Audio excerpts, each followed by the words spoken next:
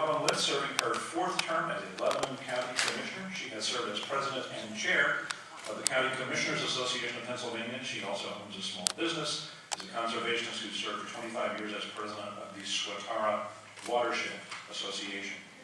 Yet there is some hope on the horizon that a significant amount of manufacturing may come back into the U.S., concept known as reshoring. As governor, how would you position Pennsylvania to get a portion of those jobs? Again, I speak from my position as a county commissioner. We receive funding from the federal government for what is called LEOs, local elected officials, and it is a regional conduit to funnel the money into training for employees. From the local elected officials, we fund things like the Workforce Investment Board, and we fund things like Career Links, so that we have places that people can go to, the manufacturers, to find out about getting some workers. It's very important that we do have trained workers, and to that end, the Career and Technology Centers are recipients of some of these funds, the local community colleges, and I think it's very important. We end up with carpenters, we end up with beauticians, we end up with nurses, but whatever it is, each Career and Technology Center in each community can be adjusted to whatever the manufacturer needs. Beyond that, we need a good infrastructure system, roads and rails to transport the manufactured goods, and we also need to have business parks that are shovel-ready. In Lebanon County, we have so many shovel-ready business parks set up, our Economic Development Corporation, and we're just so proud of that. So as this economy turns around, we're going to be on top of it and ready for those manufacturers to come to Lebanon County. I want to make that statewide. That follows other programs aimed at making Pennsylvania a hub of innovation. Should the state be even more active in attracting and retaining innovative companies and industries? If so, what specific policies would you pursue as governor?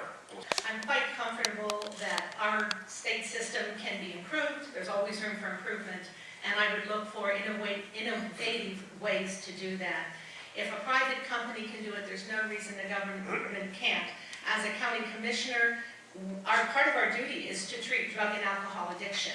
And I think that this is one way that we have more of a handle on who is purchasing the wines and spirits, and it's another way that we can keep it from getting into the wrong hands, the young people who should not be drinking it to begin with.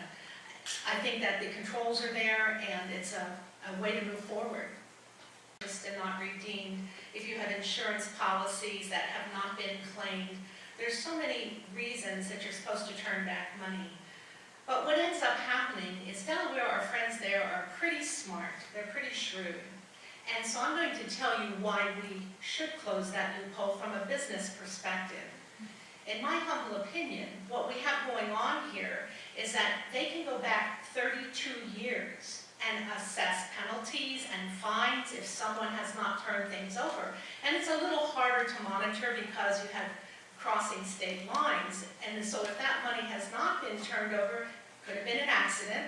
I'm not saying that it was intentional, but if they fine where money has not been turned back, what ends up happening, there are actually companies who go bankrupt because they can't afford to pay back 32 years worth of fines and penalties. They have said, well, we'll give you a break and we'll only go back 16 years.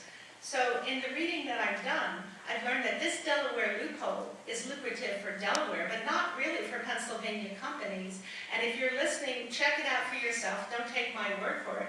I think you're going to find that it would be much easier just to pay the corporate net income tax right here in Pennsylvania, and we would collect what's due us, and we wouldn't be giving it to an out-of-state company who might come after you later. Thank you. Oh boy, what adjectives would they use?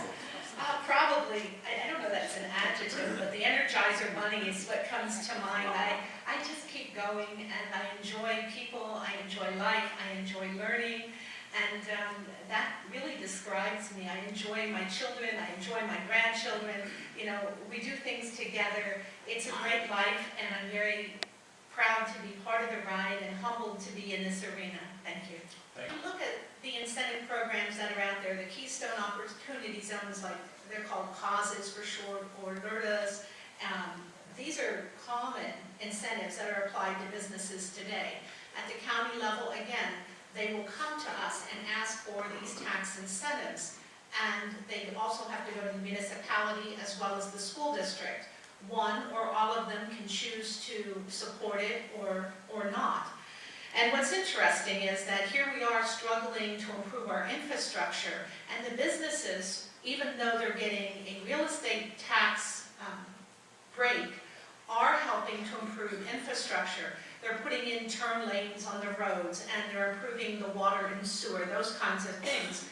And in the case of Lebanon County, some of the marginal land that we can't use for farming because it's just not as productive, it's actually shale lands. The point is, because it's marginal for farming, it is ideal for developing, and it also doesn't have sinkholes like the limestone land does. It's so fertile.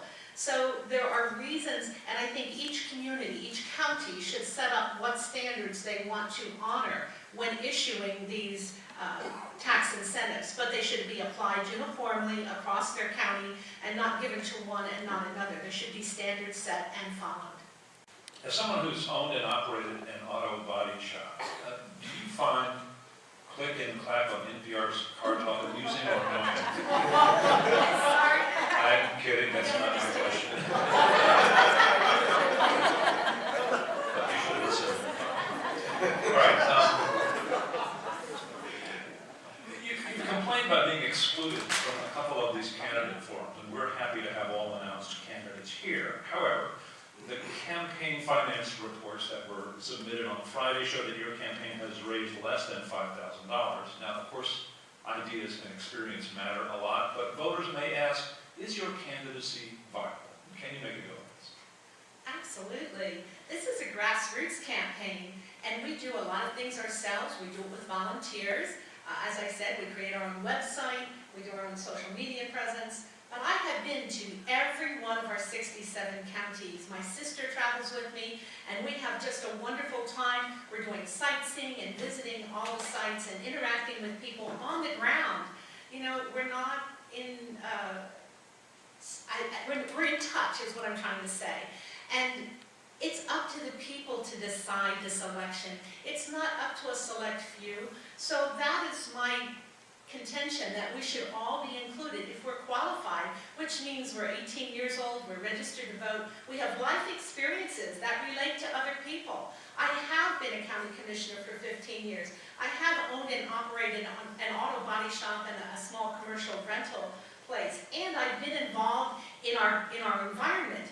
Do you think George Washington and Abraham Lincoln had to have, you know, the biggest bucks to become president of the United States? If you truly believe in democracy, if you truly believe as an American that everybody is equal, then yes, I belong on this stage, and I should be your next governor, and I will defeat Corbett. Give me that chance. The state confronts a deficit that the current administration has estimated at least $1 billion for the coming fiscal year. There are proposals in the legislature to raise revenue through expanded gambling. Lottery games like Keno or legalized online gambling. Which, if any, of these proposals do you favor or would you rule out? I'm not in favor of expanding gambling, and I'll tell you why. We, first of all, do support seniors with the lottery. And, you know, our area agency and aging could not do all that they do for seniors, and with tax relief on the real estate, with meal programs and things like that, without that income. But on the other hand, we also have volunteer fire companies in many of the rural communities throughout this state. And they have just very limited ways of raising funds. They're out there fighting our fires in bitter cold, in the heat, etc. And then they're expected to go back and have spaghetti dinners and Popeye suppers and things of that nature to raise money to buy a fire truck that costs, I don't even know, hundreds of thousands of dollars. It's not fair. So by expanding gambling, you're going to be cutting into their market, because some of them do have some games of chance, which are very important to their revenue stream. And I think that if we want to pick up the tab for all of those volunteer firefighters and all of that equipment that they're raising money for, I think it's cutting off our nose to spite our face, and it's not worth it. I support our volunteer fire companies. But no Keno, no online game. Correct. Okay. And if so, what would that wage be? So all I'm looking for is really a yes or no, and what that amount would be, what the wage would be. So I'll start with Joan Litz. Surely. Yes, I'd increase the minimum wage because we have to make it more of an incentive to work than to collect welfare. And right now, I don't know that that's the case. So we want people to be able to pay their own bills and take pride in working. I would institute a graduated increase, perhaps $1 a year for the next 3-4 years till we would get up to the 10-10. I think it would be too hard on businesses to do it all at once. If you would restore all that funding, where specifically would you find the money? And I'm not Grover Norquist here, but can you realistically do this without a tax increase? First of all, I support a 6% Marcellus Shale tax. It is the median of all the states that are charging taxes. And a portion of that would go towards education. Next, I think that cyber charter schools should be associated with the school districts, so those school boards have oversight of the cyber charter schools. Next, I think that with a robust economy, we turn things around. With our economy, we're going to have, naturally, more income to support paying for schools. And finally, and probably one of the most innovative or newest ideas, is that counties should be able to set how they collect taxes for not just the counties themselves, but for those school districts, so that they could have a combination of all or none of real estate tax, income tax, and 1% sales tax. There are some communities that don't have retail, so they could not survive on a sales tax. And there are others who would like to get rid of the real estate tax completely. This would give the counties and the school districts options. Counties already do it for schools with reassessments and assessment appeals. Thank you. My motto is people above politics. That's how I live my life. I make mistakes, I'm human, but I am governor material. The focus of my campaign is roads and bridges, water and sewer, schools, and energy. These are all economy-boosting jobs, and they will support our economy, turn us around, get us out of the recession, put us on the right track for the future of Pennsylvania. I'm 62 years old, a mother and a grandmother. I don't play games. I work hard. I work tirelessly. I get things done. And if you will give me your trust and your confidence, I will serve you with integrity and honesty and transparency. I thank you for your time today, and I want to thank our sponsors and everyone in the listening audience. You've all been very attentive and gracious with your time.